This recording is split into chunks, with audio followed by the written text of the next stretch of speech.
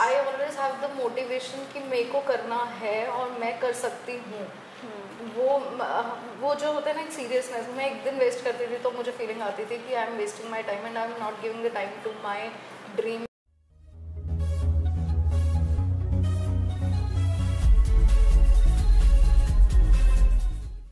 Hi everyone, welcome to Bliss Point Studies and welcome to our initiative of Conversation with the Topper. खुद ही को कर बुलंद इतना कि खुदा तुझसे खुद आकर पूछे, ए बंदे तेरी रज़ा क्या है. This quote is well suited for our guest of the day, Miss Akriti Sethi, the topper of UPSC CSE 2022 with All India rank 249. So let's congratulate her and learn about her inspiring journey in her own words. Many congratulations to you, Akriti. Thank you, ma'am. कैसा लग रहा है आपको? जो coat आपने अभी बोला, ये कोट मेरे दिल से बहुत ज़्यादा कनेक्टेड है। मेरे दादाजी हमेशा ये कोट बोल के मुझे हमेशा इंस्पायर करते थे, तो बहुत अच्छा लगा मुझे आपने आज इससे स्टार्ट किया। Thank you. तो आपको आपके रिजल्ट के बाद कैसा लग रहा है?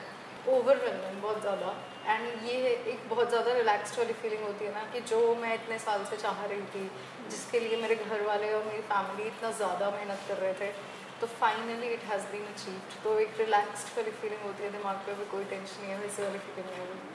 थोड़ा सा अपनी जर्नी के बारे में बताओगे? बहुत सारे चैलेंजेस के साथ रही है मेरी जर्नी। आप जैसे मेरा ये 6th अटेम्प्ट था, पिछले 5 अटेम्प्ट्स में मेरा प्रीलिम्स क्लियर नहीं हुआ था, तो 2017 में मैंने तैयारी स्टार्ट की थी। 17 में I left my job with the private sector, तो वो जॉब छोड़ने के बाद मैंने फर्स्ट अटेम्प्ट 2017 में ही दे दिया था, just to see how was the exam. और उसके बाद एक अटेम्प्ट दिए, मिस नहीं किया कोई भी अटेम्प्ट बीच में, तो वो एक कंसिस्टेंट रहना मुश्किल हो रहा था थोड़ा सा। It was involve with too much of emotional stress and emotional balance. Apart from this the journey was interesting because जो पढ़ते हैं इस पूरे प्रोसेस में, वो सारी चीज़ें काफ़ी इंटरेस्टिंग होती हैं, इसीलिए शायद परसीवियर कर पाता है वरना 5 साल तक। तो starting from prelims, mains and interview, कोई ऐसी पर्टिकुलर स्ट्रैटेजी जो आपने फॉलो की जो which can help the other aspirants? Prelims के लिए इस साल जो specifically different what I did was कि मैंने अपने मेंस के और प्री के अलग नोट्स बनाए थे फ्रॉम द करंट अफेयर्स जो भी होते हैं relative to GS 1 2 3 4 for the mains specific and for prelims also. जो भी मैं न्यूज़पेपर में पढ़ रही थी डेली और जो मैं मंथली मैगजीन्स पर से पढ़ रही थी, तो मैंने उनके बिल्कुल टू द पॉइंट नोट्स बनाए थे, जो मैंने फिर हर मॉक से पहले रिवाइज़ किए थे और एग्ज़ाम में जाने से पहले तक रिवाइज़ करने तक वो एक इमेज बन गई थी दिमाग में कि this point is mentioned in my notes वहाँ पे। एंड बहुत सारे पॉइंट्स ऐसे थे जो जो मेरे नोट्स में से एग्जैक्टली सेम उठ के आए थे, तो that was the thing that helped me. उसके अलावा the only thing which made a difference in my life is कि इस बार मैंने बिल्कुल भी प्रेशर नहीं लिया एग्ज़ाम का। इट वॉज फॉर मी कि लास्ट अटैम्प्ट है, जो भी होगा अच्छा ही होगा, मेरी लाइफ न्यू स्टार्ट हो जाएगी, अगर नहीं भी हुआ तब भी आई स्टार्ट इन लाइफ, हो गया तब भी अच्छा है। तो वो टेंशन नहीं ली बिल्कुल भी पूरे ही प्रोसेस में प्रीलिम्स मेंस के लिए।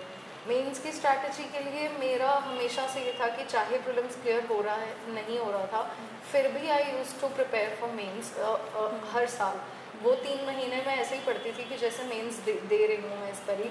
आई use to attempt various test series and I use to prepare my notes जो कि बिल्कुल रेलिवेंट हो। आंसर राइटिंग प्रैक्टिस डेली करती थी, एसेस प्रैक्टिस करती थी, तो वो मुझे हेल्प किया कि मैंने लास्ट अटेम्प्ट में भी मेंस क्लियर कर लिया। एंड इंटरव्यू के लिए कुछ ऐसा? इंटरव्यू के लिए मुझे ऐसा लगा था कि जो मैं नेचुरल सेल्फ हूँ, अगर मैं वही रहूँगी तो ज़्यादा बेटर होगा। तो मैंने बिकॉज बहुत लेस टाइम था, मेरा इंटरव्यू सेकेंड डे पे ही था जब इंटरव्यू स्टार्ट हुआ था, तो जितना भी मैं करंट अफेयर्स ब्रशअप कर सकती थी, जितना इकनॉमिक्स को बेटर कर सकती थी, because that time was also कि इकनॉमिक्स सर्वे और बजट आने वाला था, तो इकनॉमिक्स ऑप्शनल से रिलेटेड अगर आप स्टूडेंट हो तो आपको पढ़ना पड़ेगा अच्छे से, या फिर आपको you must have some expectations of the budget and the survey. So वो सब अच्छा किया, मॉक्स दिए, कुछ अच्छे मॉक्स दिए and then it was all okay. So coming to optional subject, बहुत ज़्यादा स्टूडेंट्स में ये कन्फ्यूजन रहता है कि which optional to choose. You not being from a core economics background have chosen economics optional, so what is your take on choosing the optional and what was your strategy for economics as an option? Economics मुझे ऐसा लगता है कि बहुत interesting subject है पढ़ने के लिए, बिकॉज मैंने इकोनॉमिक्स बहुत ज़्यादा मेजरली नहीं बट अपने ग्रेजुएशन में मैंने इकोनॉमिक्स पढ़ी थी।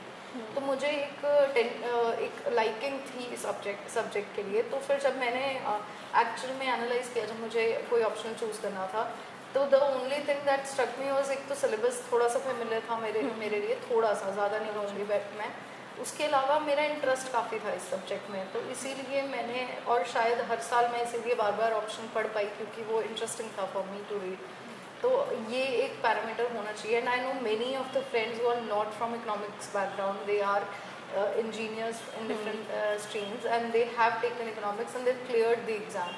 सो ऐसा कोई वो रिस्ट्रिक्शन नहीं है कि आपका बैकग्राउंड ऐसा ही होना चाहिए, इंटरेस्ट होना चाहिए सब्जेक्ट में, बिकॉज ये एक मैराथन है। इसमें आपको अगर इंटरेस्ट नहीं होगा आप नहीं भाग पाओगे इतना लंबा। करेक्ट। तो इसीलिए it's important to have interest in subject. Coming to most important question, consistent रहना एक स्ट्रगल हो जाता है स्टूडेंट्स के लिए, तो how did you keep yourself consistent through out the journey? मुझे ऐसा लगता था कि मतलब पिछले 4-5 साल में there have been too many compromises with my friends, with my family. I have not attended many of the functions. तो उस चीज़ को अगर कंसिस्टेंट रखना है तो वो तभी होगा when you have the motivation towards your goal.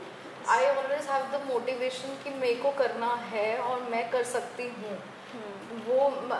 वो जो होता है ना एक सीरियसनेस, मैं एक दिन वेस्ट करती थी तो मुझे फीलिंग आती थी कि I am wasting my time and I am not giving the time to my dream which is clearing UPSC.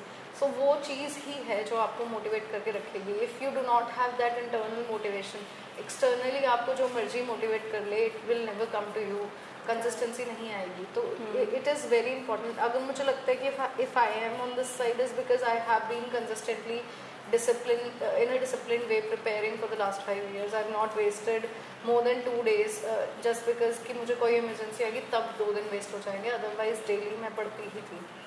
So you have answered my next question also, that the source of motivation should come from inside yes. not from outside. Initially तो internal motivation होती ही है आपको, external motivation भी बहुत ज़्यादा होती है when your parents and your family have expectations कि आप कर लोगे, लेकिन धीरे धीरे करते करते with time वो external motivation खत्म होने शुरू हो जाती है। Your friends and family start suggesting you कि do something else, this is probably not meant for you. But then at that point of time it is the internal motivation which works. If you know that you can do it, you can do it.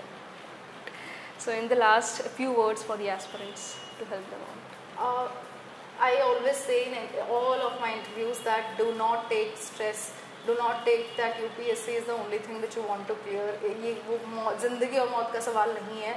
अगर जितना ज़्यादा tension free होकर और confident तरीके से आप exam को दोगे, उतना ही ज़्यादा अच्छी परफॉर्मेंस आएगी। वो एक रिस्क फैक्टर जो इन्वॉल्व होता ही है when you attempt the prelims. Also जो मेंस में आउटपुट आना चाहिए वो तभी आएगा when you are very much calm and peaceful in your mind. This is the first thing. And also enjoy the life, talk with your friends occasionally, go out after 15-20 days, एक दिन का आपको ज़रूर लेना चाहिए break. Apart from this be disciplined, आपको अपनी पढ़ाई सीरियसली लेनी है और ज़्यादा इधर उधर डिस्ट्रैक्शंस में इन्वॉल्व नहीं होना है। Strategize your preparation, take some guidance and जितना मुझे टाइम लगे उतना टाइम आप सबको नहीं लगेगा, तो definitely you can do it. So you have covered everything. It was so inspiring and it is definitely going to help the other aspirants as well. So thank you so much for joining us and congratulations again, and all the best for your future. Thank you. Thank you.